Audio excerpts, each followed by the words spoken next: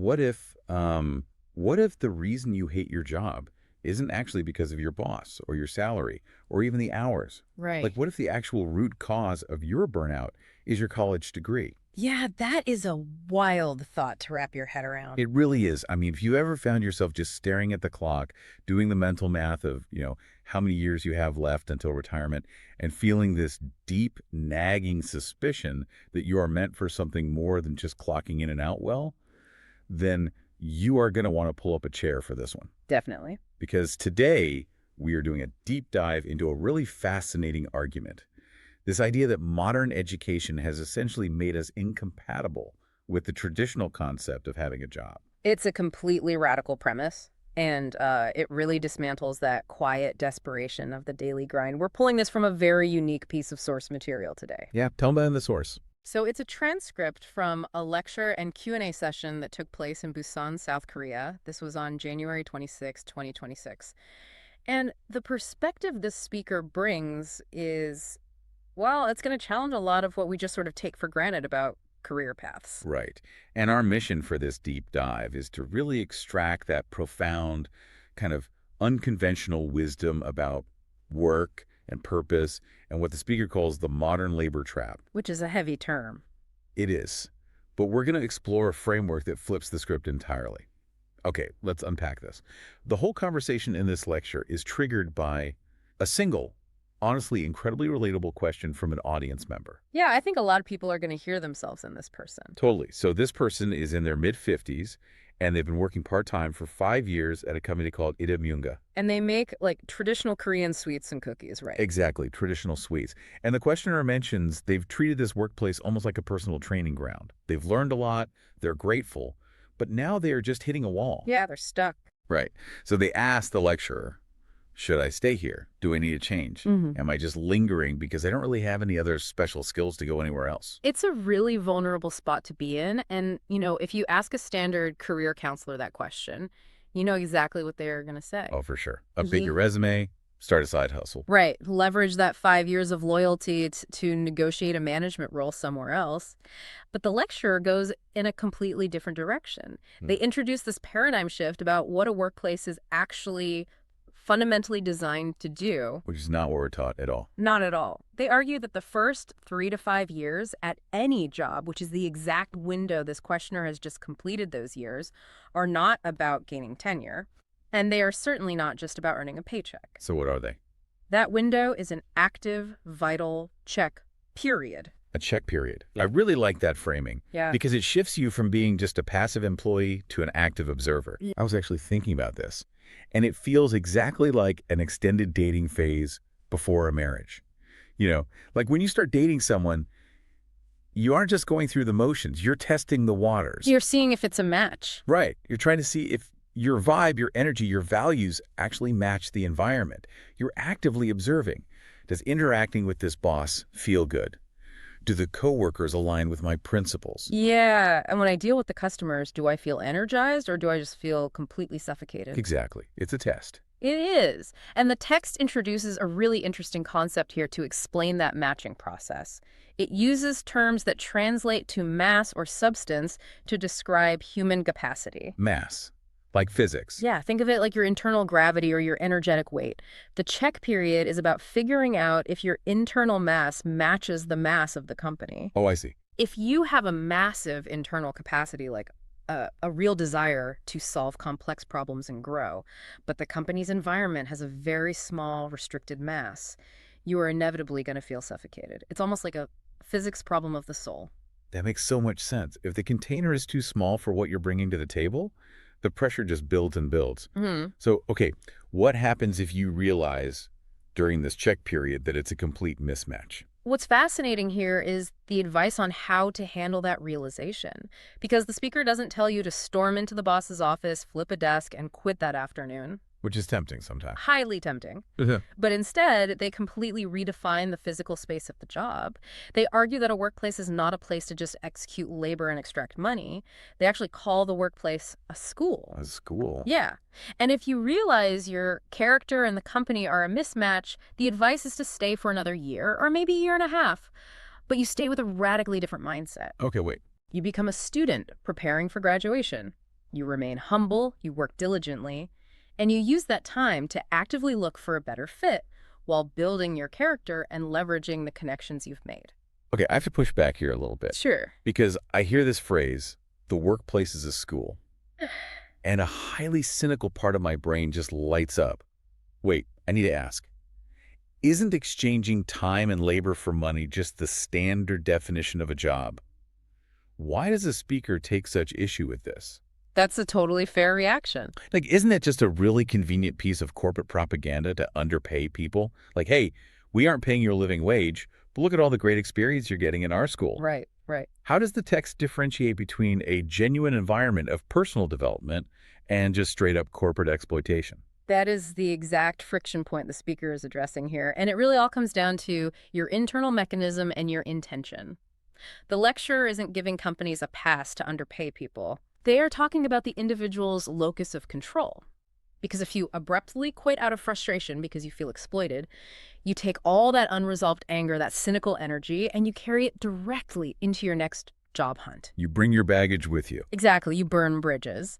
But if you shift your mindset to, hey, this is my school, and I am currently studying how to navigate difficult environments, the mechanism changes. Oh, interesting. By remaining diligent and humble for that final year, the customers start looking at you differently. The manager notices your composure.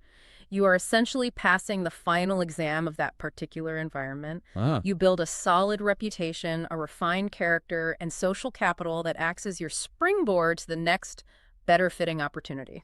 so it's really about protecting your own psychological state. Yeah. And maximizing the extraction of value from the experience, rather than just reacting emotionally. That's actually really powerful.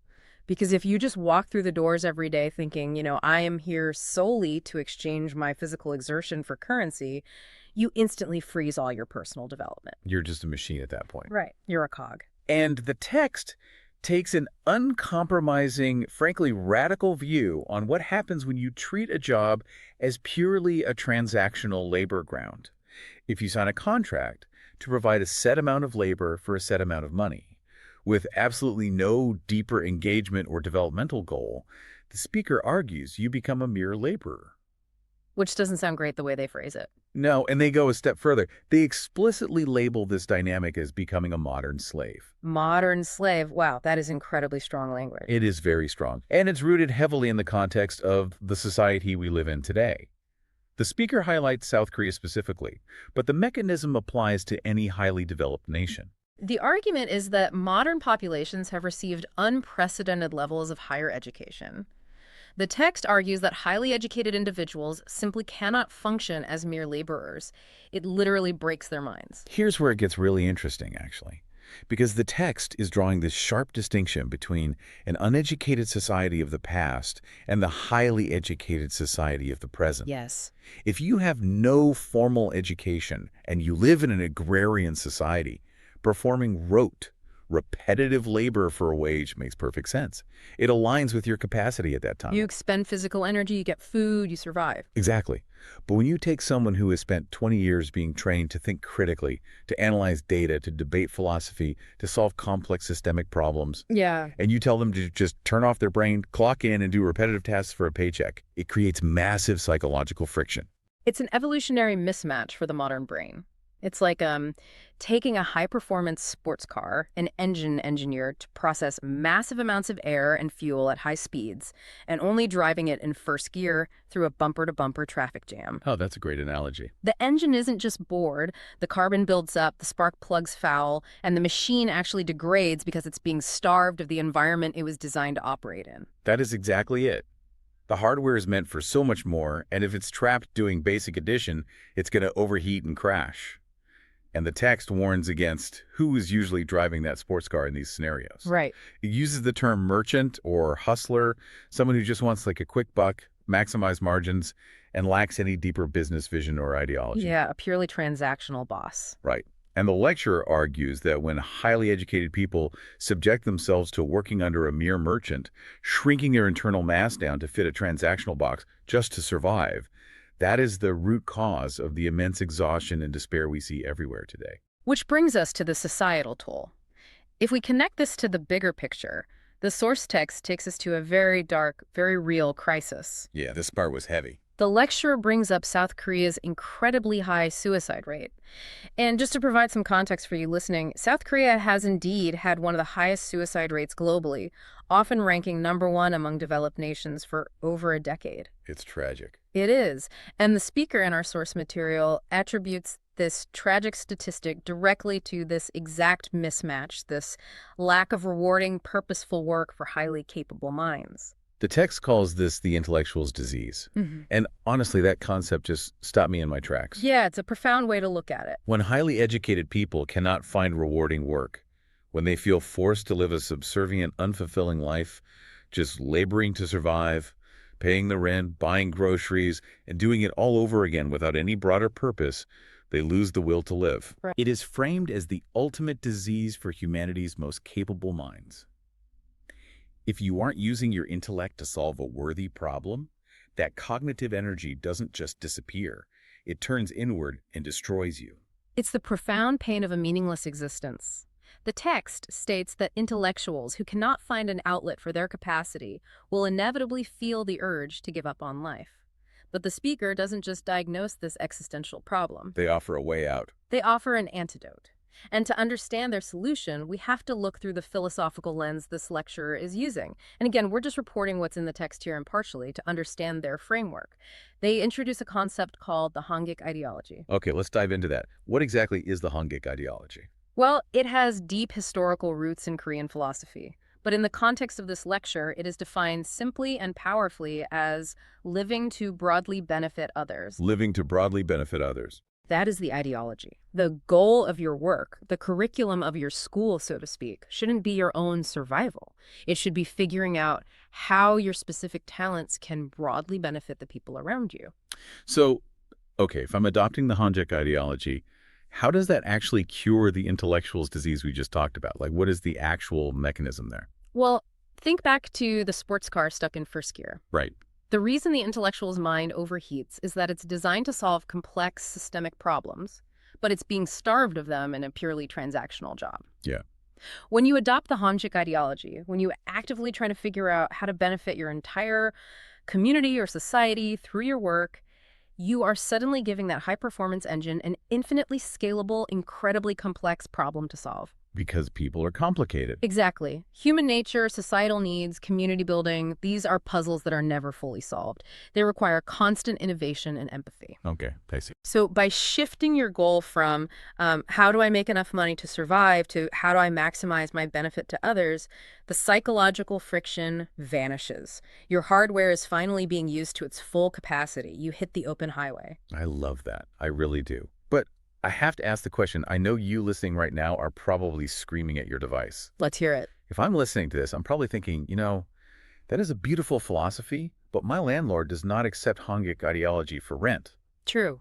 Right? How does this actually work in a highly competitive modern capitalist economy? Right. Because the text draws an incredibly stark contrast here. It points out that if your primary motivation for waking up and going to work is just to feed yourself, you are trapped. It does seem contradictory at first glance, but the logic of the text is that survival is a natural byproduct of providing immense value to others, not the end goal itself. A byproduct. Okay. If you only aim for survival, you stay trapped as a modern slave, competing on the lowest rung of the labor ladder. But intellectuals, by their very nature, must have an ideology to guide their work. So it's about the focus. Right. If you don't have a why that extends beyond your own refrigerator, you are just surviving. You aren't truly living. The cure is finding an environment where your daily activities align with an ideology that benefits others. So going back to the bakery example. Yeah, if you are making those traditional cookies at Aidanyunga, are you just mixing dough for an hourly wage to pay your rent? Or are you participating in a company whose deeper ideology is to bring joy, preserve culture, and benefit the community? It's a subtle shift. That subtle shift in perspective dictates whether you are a laborer or a student in the school of life. Which brings us right back to the original question. Yeah. So we have this part-timer in their mid-50s at the cookie company. They've been there 5 years. Right. They've completed the check period. They've observed the environment. How do they practically apply this grand society-shifting Hongik ideology to a 5-year part-time gig? This is where the philosophy turns into highly specific tactical action. The advice to the 50-year-old part-timer is definitive. Do not quit just to chase a slightly higher paycheck at another company. Don't quit. Don't quit. If you have spent 5 years there and you have determined that you actually like the boss, you respect the company's direction, and the environment feels right, then your testing phase is officially over. You have mapped the terrain. It is time to act.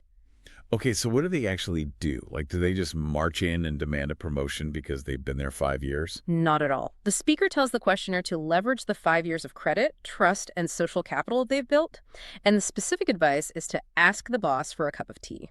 Wait, just like out of the blue. Yeah, literally just ask for a sit-down, just the two of them. And in that meeting, the employee needs to lay their cards on the table first. Oh, wow. They need to declare their desire to commit their future to the company's ideology. Wait, so instead of waiting for a performance review to be judged, they just invite the boss to tea and initiate a partnership. That completely flips the corporate script. Exactly. It is a profound moment of vulnerability and leadership from the employee. The text advises them to tell the boss, I want to work with you in the future. I am opening my heart, I trust you, and I want you to embrace me as we move forward. I am fascinated by the psychology of that conversation. Instead of acting like a passive laborer waiting for management to propose a promotion, you are basically proposing to the company. You really are. You're saying, I have evaluated this school. I believe in what we're doing to benefit others. I'm all in. Don't cast me aside. Let's build this together. How does a boss even react to that? According to the text, the result of that alignment is transformative. And the reason why makes perfect sense when you look at it from the boss's perspective. Because they're stressed too. Exactly. A visionary boss is often incredibly lonely. They aren't just sitting back relaxing. They're desperately looking for trustworthy, aligned people to help grow the company. The text mentions that Idemunga is actively expanding, right? Yeah, trying to get into those top-tier department stores. Yeah. A boss with a grand vision cannot execute that vision using transient, disconnected laborers who are just staring at the clock. They need partners who share the ideology and have the internal mass to carry the weight of that expansion. Oh, wow. So when that boss hears a trusted 5-year veteran say, I see your vision, I share it, and I want to carry it with you, it relieves this massive burden the boss has been carrying alone. It really does. The dynamic shifts entirely from a sort of parent-child relationship to a partner relationship. That is the exact mechanism. The text says this single conversation transforms the worker from a part-timer into a permanent employee. Just like that. The boss thinks, finally, someone I can trust, someone I can delegate real responsibility to. And over time, this person moves into management roles, training new staff, or maybe overseeing those new department store locations. That's amazing. The ceiling they thought they had as a mid-50s part-timer completely vanishes because they aligned their intellect with a broader purpose. But I imagine this only works if it's genuine, right? Yeah. You can't just memorize a script, ask the boss for tea, and expect to be handed the keys to the kingdom if you don't actually believe in what the company is doing. That is a crucial point, and the lecture includes a very stern warning about it. What's the warning? If you want to stay and grow in that environment, you must listen to the boss and truly internalize their ideology. This raises an important question about your internal monologue while you are at work. Your internal monologue. Yeah, if you just want a paycheck and you sit there all day harboring cynical, negative thoughts about the boss's direction, quietly judging their ideas as foolish while you collect your wages, you are actively doing psychological damage to yourself and to the company. Right. If you are just a wage earner and your internal vibe completely clashes with the boss's vision, the speaker says you must leave within 1 or 2 years. Do not overstay. Exactly. Because a company filled with cynical wage earners will never grow. And more importantly, the worker will never grow. You will just slowly contract that intellectual's disease we talked about earlier. You'll rust out from the inside. It truly is a mutual growth pact. The company only expands when it is filled with people whose ideologies align, and the individual only escapes the trap of the modern slave when they commit their intellect to a shared vision that benefits society. So what does this all mean for you, listening right now? Let's sort of synthesize this. Let's do it. Whether you are staring at a spreadsheet or standing at a register or sitting in traffic commuting to a job, you aren't really sure about what this deep dive has revealed is that your job is a school.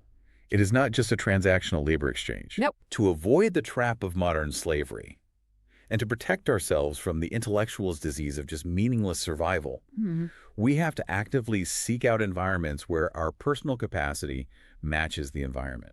And critically, we have to find a place where we can apply the Hongik concept, where our daily work isn't just about our own self-preservation, but about actively and broadly benefiting others. Yes, and when we finally find that alignment, whether the check period takes 1 year, 3 years, or 5 years, we have to have the courage to initiate commitment. We really do. We can't wait for permission to be valuable. We have to invite our leaders to a cup of tea, lay our cards on the table, and propose a shared future. Which leaves us with a final, I think, really critical reflection for you to mull over today. Let's hear it. If we accept the premise of this lecture, if we accept that your current workplace is actually your school, what exactly are you majoring in right now? And when you finally graduate, will that degree just help you survive another year, or is it genuinely preparing you to benefit the people around you? Wow, that is the question to ask yourself the next time you find yourself staring at the clock, waiting for the day to end. Thank you so much for joining us on this deep dive. Keep exploring, keep questioning the world around you, and we will catch you next time.